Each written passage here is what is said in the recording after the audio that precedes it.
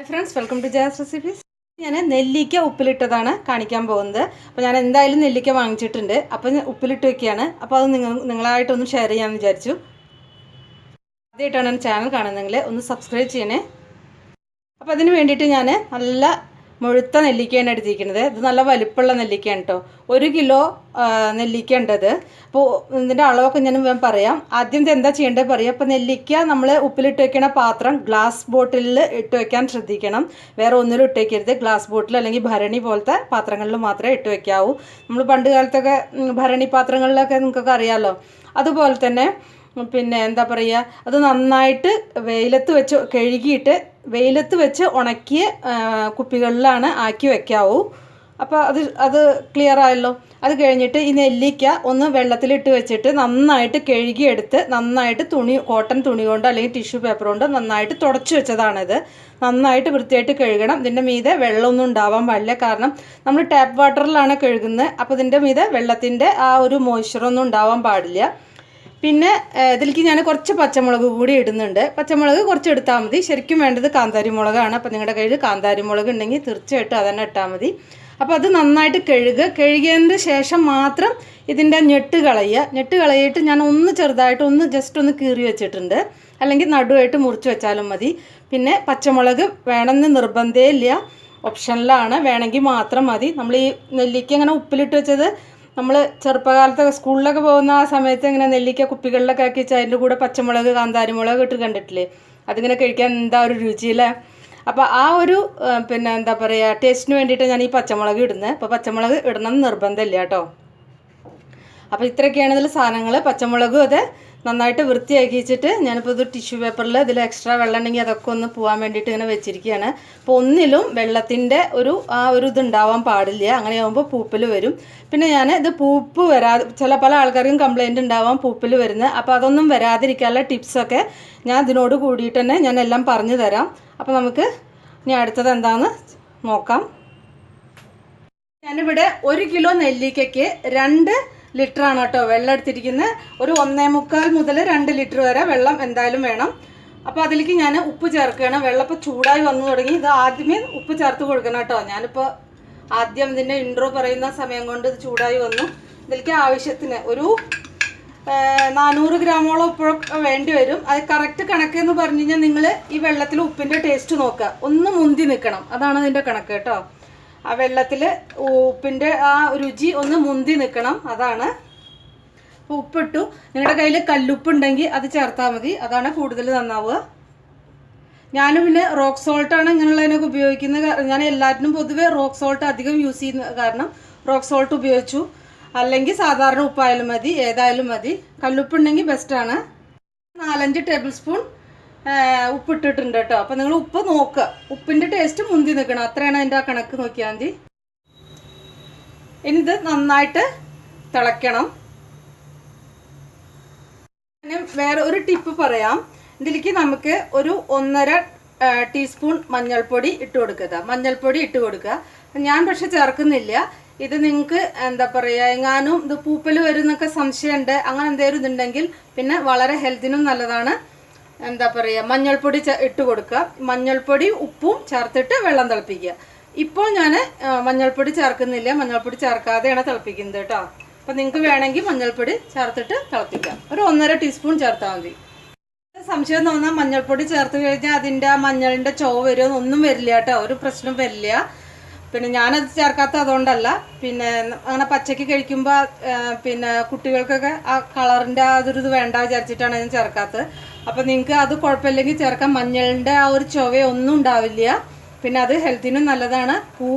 കുറേ നാൾ കേടുവരാതിരിക്കും. പിന്നെ പൂപ്പൽ വരില്ല. പിന്നെ ഇനിയും ടിപ്സ് ഉണ്ട് കേട്ടോ. ഞാൻ എങ്ങനെയാണ് ഇട്ട് വയ്ക്കുന്നത്, ഞാൻ മഞ്ഞൾ ചേർക്കാത്ത കാരണം പൂപ്പൽ വരാതിരിക്കാൻ ഞാൻ എന്താ ചെയ്യണതെന്ന് അതും കൂടിയും കാണിക്കാം. അത് ഞാൻ ലാസ്റ്റ് കാണിക്കാം. അപ്പോൾ അതാ വെള്ളം നന്നായിട്ട് വെട്ടി തിളക്കിയിട്ടുണ്ട്. അതിലേക്ക് നമുക്ക് ഈ നെല്ലിക്ക ഇട്ട് കൊടുക്കാം.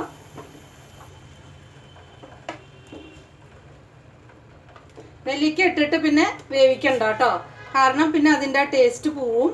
നെല്ലിക്ക എന്ന് പറഞ്ഞു കഴിഞ്ഞാൽ ചൂട് കുറച്ച് തട്ടുമ്പോഴേക്കും നന്നായിട്ട് വേവുന്ന ഒരു സാധനമാണ്. അപ്പോൾ അത് കുറച്ച് നേരം കൂടുതൽ നേരം വേവിച്ച് കഴിഞ്ഞാൽ അതിൻ്റെ ആ ടേസ്റ്റൊക്കെ പോവും. അപ്പോൾ അതാ ഞാൻ എല്ലാം ഇതിലിട്ട് ഒന്ന് നന്നായിട്ട് മിക്സ് ചെയ്ത്, ഇപ്പോൾ നമ്മൾ മിക്സ് ചെയ്യണ കയ്യിലും എല്ലാം ഡ്രൈ ആയിട്ടുള്ളതാവണം, വെള്ളം നനവുള്ളതായിരിക്കരുത്. ഇനി ജസ്റ്റ് ഇത് നന്നായിട്ടൊന്ന് ചൂടായി വരുമ്പോൾ അതങ്ങോട്ട് ഓഫ് ചെയ്യാണ്.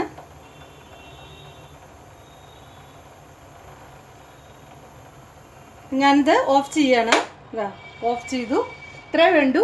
കാരണം ഇതിന് തിളയ്ക്കണ്ട കേട്ടോ. തിളച്ച് കഴിഞ്ഞ് കഴിഞ്ഞാൽ അതിൻ്റെ ആ ടേസ്റ്റൊക്കെ പോവും, പിന്നെ അതിൻ്റെ ഉള്ളിൽ കൂടുതലായിട്ട് വേവും. ഇനി ഇത് ഇങ്ങനെ തന്നെ ഇരുന്നിട്ട് തണുക്കണം. അപ്പോൾ നമ്മൾ നെല്ലിക്ക ഇടുക, വെള്ളം നന്നായിട്ട് വെട്ടി തിളയ്ക്കുമ്പോൾ നെല്ലിക്ക ഇടുക, ഗ്യാസ് ഫ്ലെയിം ഓഫ് ചെയ്യുക. ഓഫ് ചെയ്തിട്ട് ഇതിലിരുന്നിട്ട് അത് ആവശ്യത്തിന് പാകമായിക്കോളും. ഇനി ഇത് നന്നായിട്ട് ഒന്ന് തണുക്കണം. നമ്മൾ തണുത്തതിൻ്റെ ശേഷമാണ് പച്ചമുളക് ചേർക്കുന്നുള്ളൂ. അതിൻ്റെ മുന്നേ പച്ചമുളക് ചേർക്കണ്ട, വെന്ത് കഴിഞ്ഞാൽ അതിൻ്റെ ടേസ്റ്റ് പോവും. അപ്പോൾ നെല്ലിക്ക വേവാതിരിക്കുക, അങ്ങനെ കൂടുതലായിട്ട് വേവരുത്, ശ്രദ്ധിക്കണം.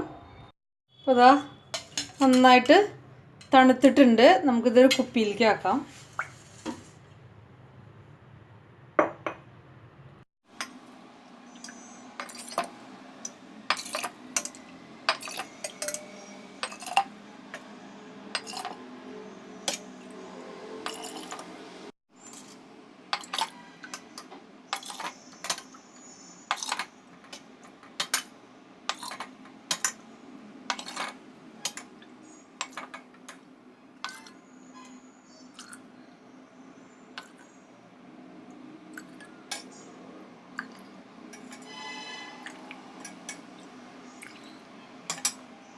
അതിൽ ഒരു കുപ്പിയിൽ മുഴുവൻ കൊള്ളില്ല.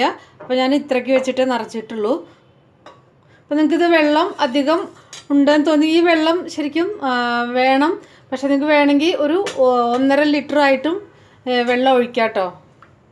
വേണമെങ്കിൽ കുറച്ച് കുറവ് വരുത്താം, പ്രശ്നമൊന്നുമില്ല. ഞാനിപ്പോൾ ഇത്രയും വെള്ളം ഒഴിച്ചിട്ടുണ്ട്. ഈ പച്ചമുളക് ചേർത്ത് കൊടുക്കാം.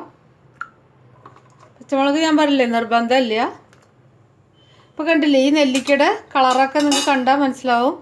കളറൊക്കെ ഒന്ന് ആ പച്ചനിറം മാറിയിട്ട് അങ്ങനെ ഒരു കളറായിട്ടുണ്ട്, ഒരു യെല്ലോ കളറ് ആയിട്ടുണ്ട്.